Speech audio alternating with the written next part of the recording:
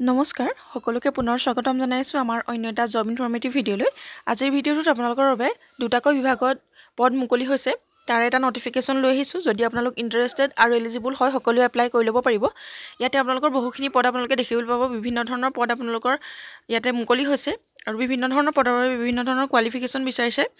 কেনে ধৰণৰ ৰিক্ৰুইটমেণ্ট মুকলি হৈছে আৰু কেনে ধৰণৰ পদ মুকলি হৈছে, কোনসকলে এপ্লাই কৰিব পাৰিব আৰু আপোনালোকৰ বয়সীমা কিমান, এডুকেশ্যনেল কোৱালিফিকেশ্যন কিমান লাগিব, কেনে ধৰণৰ সিলেকশ্যন প্ৰচেছ হ'ব, সকলোখিনি ডিটেইলছ আমি এই ভিডিঅ'টোতে আলোচনা কৰিছোঁ। গতিকে ভিডিঅ'টো শেষলৈকে চাই থাকক। আৰু যদি আমাৰ চেনেলটোতে প্ৰথমবাৰৰ বাবে ভিজিট কৰিছে তেনেহ'লে চেনেলটো ছাবস্ক্ৰাইব কৰি কাষতে থকা বেল আইকনটো প্ৰেছ কৰি ৰাখিব এনেধৰণৰ জব ইনফৰমেটিভ ভিডিঅ'সমূহৰ নটিফিকেশ্যন প্ৰতিদিনে লাভ কৰিবলৈ। আজিৰ ভিডিঅ'টোত আপোনালোকৰ বাবে খুবেই এটা ভাল অপৰচুনিটি মুকলি হৈছে। প্ৰথম ৰিক্ৰুইটমেণ্টটো মুকলি হৈছে আপোনালোকৰ এক্সিছ বেংকৰ ফালৰ পৰা। এক্সিছ বেংক ৰিক্ৰুইটমেণ্ট 2025ৰ নটিফিকেশ্যন ইতিমধ্যে মুকলি হৈ গৈছে। ইয়াতে আপোনালোকে টোটেল 6100+ ভেকেঞ্চি দেখিবলৈ পাব। এক্সিছ বেংকৰ ফালৰ পৰা আপোনালোকৰ বাবে 6100+ ভেকেঞ্চি মুকলি কৰি দিছে। আমি এই পদসমূহৰ এটা অভাৰভিউ চাই ল'ম। অৰ্গেনাইজেশ্যন নেম হৈছে এক্সিছ বেংক আৰু টোটেল পোষ্ট হৈছে 6184টা পদ আৰু কোৱালিফিকেশ্যন ইয়াতে 10th 12th এণ্ড গ্ৰেজুৱেট, 10 পাছ 12 পাছ আৰু গ্ৰেজুৱেশ্যন পাছ কৰা সকলোৱে ইয়াতে এপ্লাই কৰি ল'ব পাৰিব।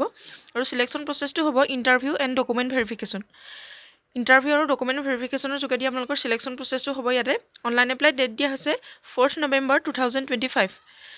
আপোনালোকৰ 4th November 2025ৰ পৰা অনলাইন এপ্লাই ষ্টাৰ্ট হৈ গৈছে আৰু ইয়াতে লাষ্ট ডেট হৈছে 28 December 2025। আপোনালোকে 28 ডিচেম্বৰ পৰ্যন্ত এই পদকেইটাৰ বাবে এপ্লাই কৰি থাকিব পাৰিব। ইয়াতে বিভিন্ন ধৰণৰ পদসমূহৰ নাম ইয়াতে দিয়া হৈছে: cashier, banker, relationship officer, assistant manager, clerk, PO, sales officer, পিয়নৰ, ছুইপাৰ, এনেধৰণৰ পদ আপোনালোকে এক্সিছ বেংকৰ ৰিক্ৰুইটমেণ্টটো দেখিবলৈ পাব। আৰু এই ৰিক্ৰুইটমেণ্টৰ বাবে এজ লিমিট হৈছে 18ৰ পৰা 40 বছৰ কেণ্ডিডেটসকলে এপ্লাই কৰিব পাৰিব আৰু এজ ৰিলেক্সেশ্যনো আপোনালোকে লাভ কৰিব পাৰিব। আৰু এডুকেশ্যনেল কোৱালিফিকেশ্যনৰ কথা কোৱা হৈছে আপোনালোকে 10th 12th আৰু গ্ৰেজুৱেশ্যন পাছ কৰা সকলোৱে এই পদকেইটাৰ বাবে এপ্লাই কৰি ল'ব পাৰিব। ইয়াৰ পাছতে পে স্কেলৰ কথা কোৱা হৈছে। আপোনালোকৰ এক্সপেক্টেড দিয়া হৈছে 42,000ৰ পৰা 56,000 পৰ্যন্ত আপোনালোকে ইয়াতে চেলাৰী লাভ কৰিব পাৰিব। আৰু চিলেকশ্যন প্ৰচেছটো হৈছে ইণ্টাৰভিউ প্লাছ ডকুমেণ্টেশ্যন। এপ্লিকেশ্যন ফিজৰ কথা দিয়া হৈছে। ইয়াতে কোনো ধৰণৰ আপোনালোকে এপ্লিকেশ্যন ফিজ দিব নালাগে। হাউ টু এপ্লাইৰ ক্ষেত্ৰত ক'বলৈ গ'লে আপোনালোক যিসকল এলিজিবল আৰু ইণ্টাৰেষ্টেড হয় তেওঁলোকে যিটো এক্সিছ বেংকৰ অফিচিয়েল ৱেবছাইট আছে তাতে গৈ আপোনালোকে অনলাইন এপ্লাই ফৰ্মখন ফিল আপ কৰিব পাৰিব। তাতে গৈ আপোনালোকে এপ্লাই কৰিলে আপোনালোকৰ এপ্লাই কমপ্লিট হ'ব। এই ৰিক্ৰুইটমেণ্টৰ ডিটেইলছ ইমানেই আছিলে। যদি আপোনালোক ইণ্টাৰেষ্টেড হয় তেনেহ'লে এপ্লাই কৰি ল'ব পাৰিব এই ৰিক্ৰুইটমেণ্টৰ বাবে। আমি পাছৰ ৰিক্ৰুইটমেণ্টলৈ যাম। আপোনালোকে ভিডিঅ'টো শেষলৈকে চাই থাকক। ইয়াৰ পাছৰ ৰিক্ৰুইটমেণ্টটো মুকলি হৈছে HDFC বেংকৰ ফালৰ পৰা। HDFC বেংকৰ ফালৰ পৰা আপোনালোকৰ বাবে বহুখিনি পদ মুকলি হৈছে। 11,500+ ভেকেঞ্চি আপোনালোকে এতিয়া দেখিবলৈ পাব। খুবেই এটা ভাল অপৰচুনিটি।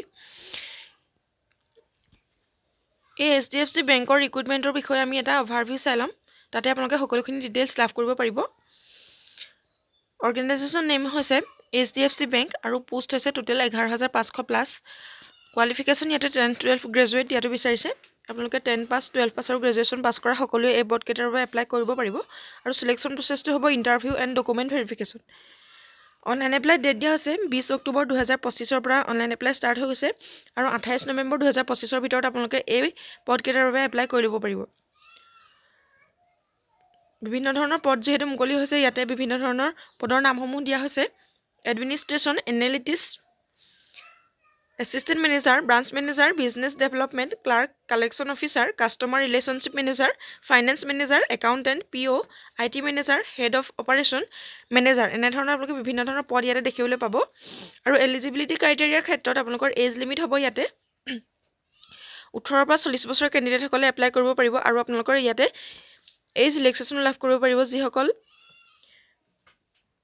SC ST কেণ্ডিডেট আছে তেওঁলোকৰ বাবে 5 বছৰকৈ ৰিলেক্সেশ্যন থাকিব আৰু OBC MOBCৰ বাবে 3 বছৰকৈ ৰিলেক্সেশ্যন আৰু PWD কেণ্ডিডেটৰ বাবে 10 বছৰকৈ ৰিলেক্সেশ্যন আপোনালোকে লাভ কৰিব পাৰিব। আৰু এডুকেশ্যনেল কোৱালিফিকেশ্যনৰ কথা ইয়াত কোৱা হৈছে: candidates should be passed as per notification and specific post.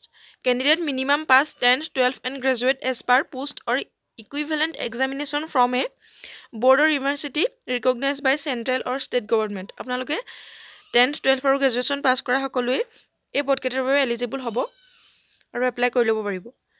Pay স্কেলৰ কথা কোৱা হৈছে। ইয়াতে এক্সপেক্টেড দিয়া হৈছে 24,500ৰ পৰা আপোনালোকে ৬৫,৮০০ পৰ্যন্ত চেলাৰী লাভ কৰিব পাৰিব আৰু চিলেকশ্যন প্ৰচেছৰ কথা কোৱা হৈছে ইণ্টাৰভিউ প্লাছ ডকুমেণ্টেশ্যন ইণ্টাৰভিউ আৰু ডকুমেণ্ট ভেৰিফিকেশ্যনৰ যোগেদি আপোনালোকৰ ইয়াতে চিলেকশ্যন প্ৰচেছ হ'ব আৰু এপ্লিকেশ্যন ফিজৰ কথা কোৱা হৈছে ইয়াতে কোনো ধৰণৰ এপ্লিকেশ্যন ফিজ নাই আৰু হাউ টু এপ্লাইৰ ক্ষেত্ৰত ক'বলৈ গ'লে